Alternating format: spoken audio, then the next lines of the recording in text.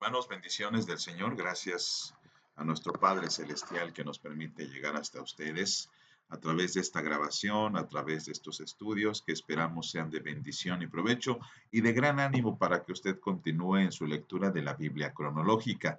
Como hemos analizado, mis amados, estamos ya sobre la semana número 28, analizando ya a partir de este jueves pasado lo que es la historia del reino de Judá. Recuerda, hermano, de forma bastante concreta que la monarquía en Israel se dio durante tres periodos, el de Saúl, el de David y el de Salomón, pero a la muerte de este último, el reino se divide. El reino tiene dos vertientes, dos reinos que van a tener su propia naturaleza, que van a tener su propia personalidad, que va a tener también su propio pecado y también de alguna forma su propio final, aunque en el reino de Judá habrá una restauración. Y precisamente, hermanos, ya que hemos analizado el destino del reino del norte, ahora nos corresponde hablar del destino del reino del sur, el reino de Judá. Por lo cual, hermanos, permítanme hacer una oración para iniciar apropiadamente. Señor, en el nombre de Jesucristo te pedimos, Padre, que seas con nosotros y nos guardes y bendigas, Señor. Permítenos hacer lo que está en nuestra mano para que te glorifiquemos, pues lo pedimos en el nombre y por méritos de Cristo. Amén. Hermanos, pues como hemos mencionado, estamos ya sobre la semana número 28, gracias a Dios. Ya estamos pasando la mitad del año, ya estamos en la segunda mitad y también ya vamos un poquito adelantados en nuestras lecturas bíblicas, así de que seguimos adelante animándoles, hermanos, no desmayen. Sé que es difícil mantener un ritmo de lectura, sé que es muy difícil mantener un ritmo en el que pues a veces tenemos que leer muchísimo, pero les animo porque esto va a ser de gran bendición.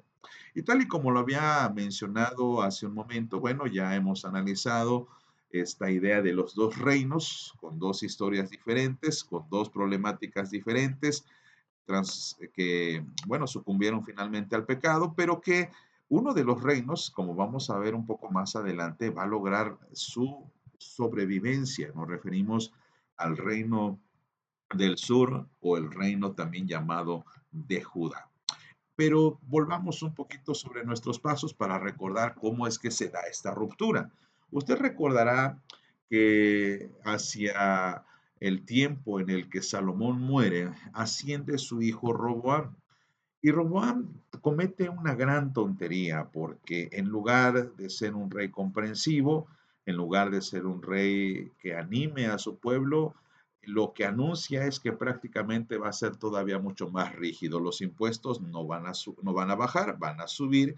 Y esto hace que 10 tribus del norte decidan independizarse, decidan separarse del resto para formar un nuevo reino. Y entonces, a partir de ahora, el rey de Judá, el rey de Roboam, se va a quedar únicamente con dos tribus, la tribu de Judá, de la cual el mismo rey desciende, y la tribu de Benjamín. Y esto, hermanos, pues va a ser bastante injusto de alguna manera, porque evidentemente el reino del norte con 10 tribus tiene mayor territorio y por supuesto tiene mayor gente, tiene mayor poderío. En algún momento incluso el reino del norte va a tener una gran cantidad de tierra, tierra fértil, tierra buena, y en el reino del sur sobre todo habrá mucho desierto, habrá mucha tierra árida y esa es la razón por la cual en algún momento hasta se nos antoja un poquito desigual esta proporción, pero también eso nos demuestra que el Señor estaba a punto de cumplir sus promesas. Aún con estas desventajas de ser menor, perdón, en número, de ser menos en número y de tener tierra más árida, tierra más desértica, Judá contaba con dos ventajas sobre su rival en el norte. Verá, para muchos la monarquía quedaba bajo el cobijo del linaje davídico, es decir, los reyes del sur ascendían perfectamente de una línea de procedente de David. Y David era la referencia ideal.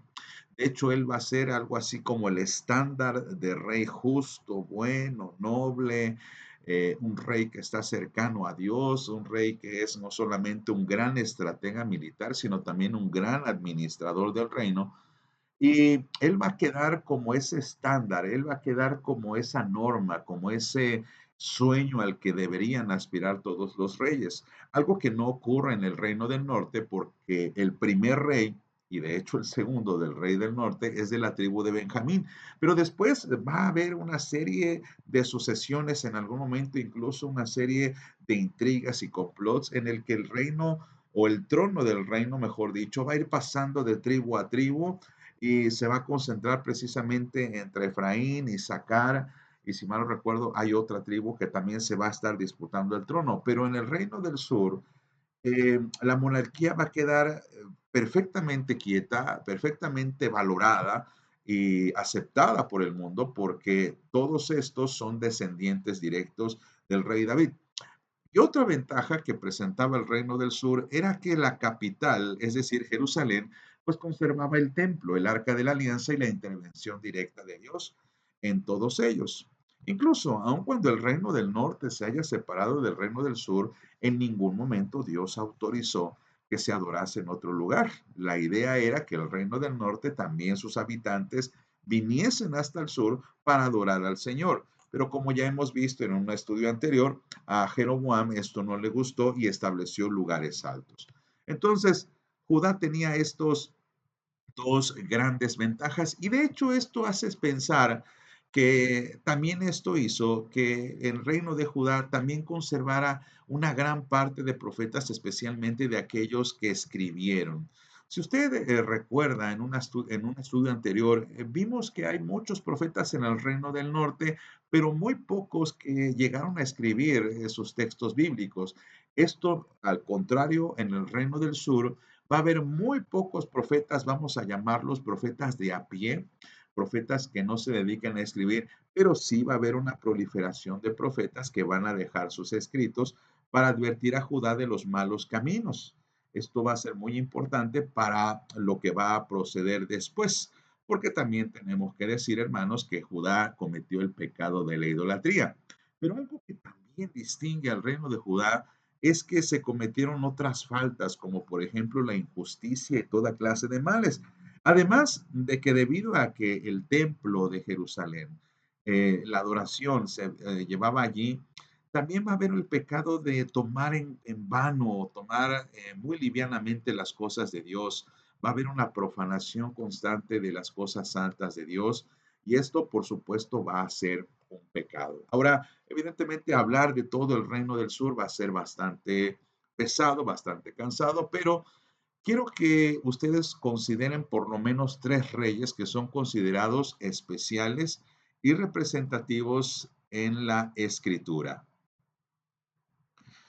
Cabe mencionar que no son los únicos, pero sí los más representativos. Y vamos a arrancar con un rey que quizá para muchos no tenga tanta importancia, es el rey Asa. ¿Por qué razón es uno de los primeros o por qué razón es un rey que vale la pena considerar? Bueno, porque después de una serie de reyes que hicieron lo malo ante los ojos del Señor, Asa es el primer, vamos a llamar, el primer rey bueno después de Salomón, aunque ya sabemos que Salomón también se desvió, pero Asa va a ser un rey que va a ser un parteaguas en la historia de la monarquía del sur. Con él va a haber esta esperanza porque él va a estar en contra de la idolatría, él va a quitar los ídolos, él va a expulsar a los prostitutos sagrados homosexuales que practicaban la prostitución sagrada, los va a expulsar del país y con esto lo que va a hacer este hombre es dar esperanza hacia el reino del sur. También, por supuesto, hay otros reyes, hay otros dos en específico. Uno de ellos es Usías, otro de ellos es Josafat, que también tiene su importancia, pero que quizá no son tan considerados. Vamos, quizá el único es Joás, que ya hemos dicho, Joás es el rey más joven que gobernó en su tiempo, también va a tener cosas importantes, pero a él vamos a tomar en cuenta al rey Ezequías.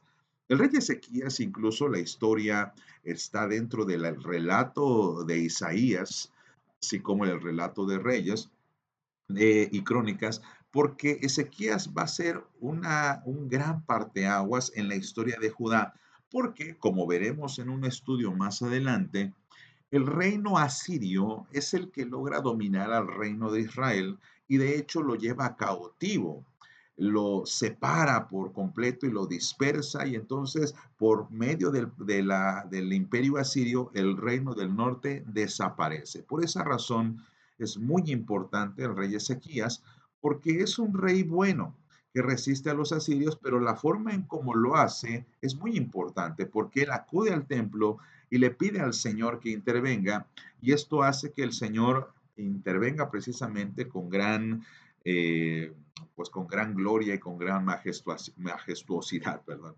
Y el rey que también vale la pena que consideremos es el rey Josías. El rey Josías, de hecho, es el último de los reyes buenos. Después de Josías va a venir una camada de reyes, que aproximadamente van a ser tres, que realmente con ellos es con el que va a ir llegando cada vez más la decadencia de Judá hasta que Babilonia llegue.